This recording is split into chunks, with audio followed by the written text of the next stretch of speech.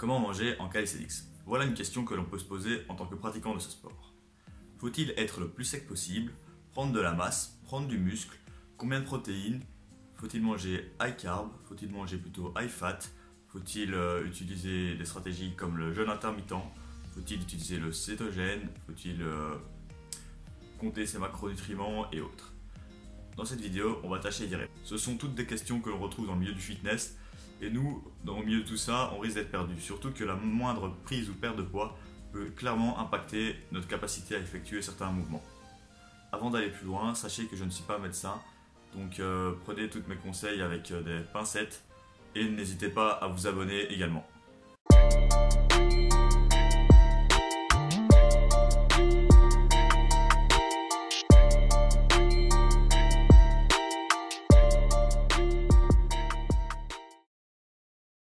On pourrait simplifier cela en comparant les différentes composantes du calisthenics à différents sports. On pourrait comparer les pratiquants de statique et de freestyle à des gymnastes qui ont généralement une force relative extrêmement élevée, particulièrement sur les figures. Un poids corporel très bas et un taux de masse grasse forcément plus faible.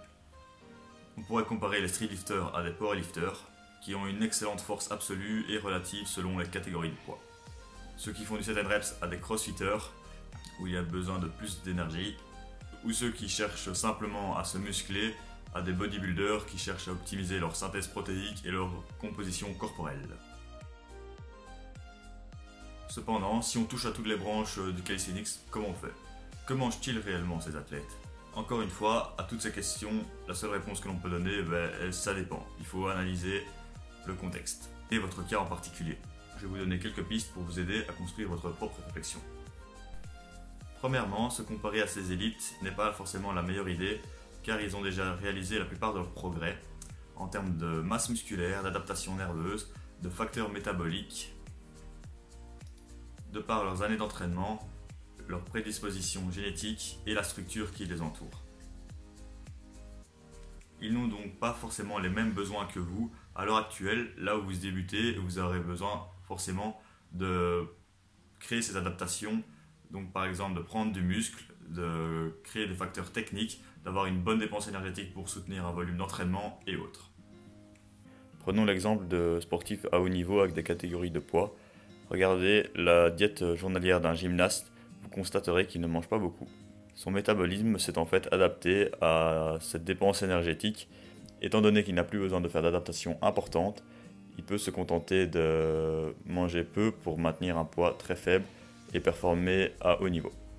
Vous l'aurez compris, une des meilleures choses que l'on a intérêt à faire en tant que débutant est de créer du muscle.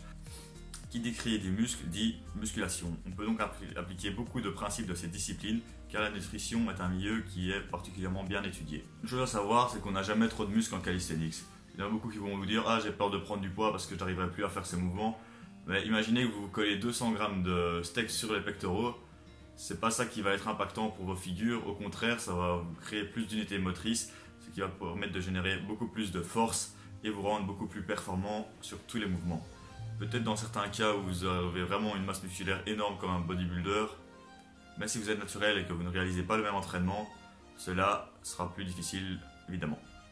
Néanmoins, si vous êtes plus avancé, chercher à gagner du muscle deviendra de moins en moins une nécessité car vous devrez travailler plus sur les facteurs nerveux et cela sera également beaucoup plus difficile avec le temps. Par moment, il faudra donc chercher à stabiliser son poids, voire à le diminuer pour faciliter l'acquisition de certaines figures. Une bonne approche est quand même de faire des cycles où on prendra plus de muscles à travers un volume plus élevé pour pouvoir revenir plus fort par après. Pour les débutants, cette approche sera naturelle et ils vont prendre de la masse beaucoup plus facilement. Pour les avancés, il faudra gérer ces cycles avec des autres cycles de maintenance et des cycles plus de... Pendant cette phase de gain, il est tout à fait possible de maintenir ces figures, voire de progresser dessus et de rester à un taux de body fat assez faible. Un bon repère est de toujours voir ses abdominaux. Pour certains, cependant, ça sera plus difficile. Il faudra donc accepter de prendre un petit peu de poids et de perdre un peu de figure. Et dans un troisième temps, si vous êtes en surpoids, il sera possible de perdre du poids et de créer du muscle en même temps. Donc l'approche la plus importante directement sera de perdre du poids car cela va être très impactant sur vos figures. Si vous êtes skinny fat et que vous avez juste un petit bidou, privilégier une maintenance et avec le stimulus de l'entraînement, tout devrait s'équilibrer avec le temps. Nous allons maintenant faire un petit cours de nutrition de base sans forcément entrer dans beaucoup de détails. Tous les aliments que l'on consomme sont composés de macronutriments et de micronutriments. Ces macronutriments sont les protéines, les lipides et les glucides. Ces différents macronutriments équivalent à un certain nombre de calories. Il y a aussi l'alcool, mais on n'en parlera pas dans cette vidéo, car j'espère que vous buvez occasionnellement et que ce n'est pas une habitude. Les glucides et protéines contiennent environ 4 kcal par gramme et les lipides environ 9 calories par gramme. Ce qui fait que tous les aliments que l'on mange sur une journée possèdent un certain nombre de macronutriments et donc un certain nombre de calories qu'on appellera votre apport journalier quotidien. Comment le calculer? Un bon moyen est de mesurer tout ce que vous mangez en calories dans une journée, de vous peser tous les jours et de voir si vous prenez ou perdez du poids au fur et à mesure de la semaine en faisant une moyenne de chaque jour. Si vous ne prenez pas de poids, cela correspond à votre maintenance calorique. Si vous prenez un peu de poids, diminuez un petit peu cela et recommencez le processus pendant une semaine. Si vous en perdez, réaugmentez et la même chose. Voici quelques recommandations pour la prise de muscle et maintenir une bonne composition corporelle. Privilégiez un léger surplus calorique.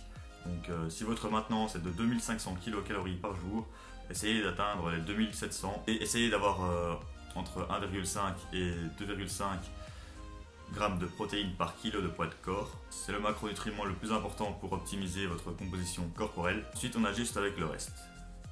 Pour les glucides, au moins 1,5 g par kilo de poids de corps, car c'est quand même un nutriment essentiel pour votre cerveau et pour des efforts plus intensifs. Pour les lipides, on va privilégier au minimum 1 g par kilo de poids de corps pour maintenir les taux hormonaux minimaux et être en bonne santé. Et à vous d'ajuster ces deux macros en fonction de vos préférences. Si vous préférez avoir plus de quantité dans l'assiette, peut-être que plus de glucides sera plus adapté. Cependant, si vous êtes sédentaire et que vous n'êtes pas très actif toute la journée, peut-être privilégier plus de lipides. Une petite parenthèse sur le timing des macros, car beaucoup de gens se posent beaucoup de questions à ce sujet. Il faut savoir que ce timing n'a pas un impact très important par rapport à votre apport total et par rapport à votre répartition des macros. Il est recommandé de répartir ces protéines de 3 à 6 prises par jour, ces lipides éloignés de l'entraînement et ces glucides autour de l'entraînement, de préférence juste un petit peu avant et plus après. Nous allons moins nous attarder sur les régimes comme le jeûne intermittent ou le régime cétogène, car au final, d'un point de vue optimisation de la prise de masse musculaire, ils ne sont moins optimaux que ce que je vous recommande. Cependant, pour la perte de poids ou d'autres facteurs psychologiques, ils sont très efficaces, car bien souvent, ils permettent de limiter l'excès calorique et génèrent un déficit calorique et parfois un bien-être psychologique. Je vais vous apporter quelques guidelines pour vérifier que vous faites les choses correctement. Manger non transformé, plus de 3 ingrédients, c'est souvent mauvais signe. Faites attention à votre digestion et évitez de vous bourrer de légumes. Faites attention à la table des FODMAP, certains légumes sont plus digestes que d'autres. Évitez également trop d'aliments complets, cela peut parfois impacter ce. Ne prenez pas plus de 500 g par mois, sauf si vous êtes en pleine croissance. Ne perdez pas plus de 1 kg ou 2 par semaine, sauf si vous êtes vraiment obèse. Pesez au début, apprenez à mesurer avec votre œil par après. Visez des comportements que vous pouvez garder sur le long terme. Le meilleur indicateur de la prise de muscle est les progrès à l'entraînement. Des compléments bien utiles peuvent être la whey, la créatine et les oméga 3. Hydratez-vous bien, évitez les boissons industrielles, privilégiez le thé, le café qui peuvent augmenter votre métabolisme. Consommez suffisamment de micronutriments, de fruits, de légumes. Voilà, j'espère que vous avez aimé cette vidéo, que vous en avez appris un petit peu. J'espère que je ne vous ai pas trop perdu, car il y a beaucoup de questions dans ce domaine. Si vous voulez en apprendre davantage, je vous recommande des livres comme de Renaissance Diet. Si vous êtes français, plutôt Nutrition de la force, allez voir des auteurs comme Christophe Bonnefond, Will Janssens. Pensez à vous abonner, partager, liker comme d'habitude. On se revoit pour une prochaine vidéo. Allez, ciao les gars.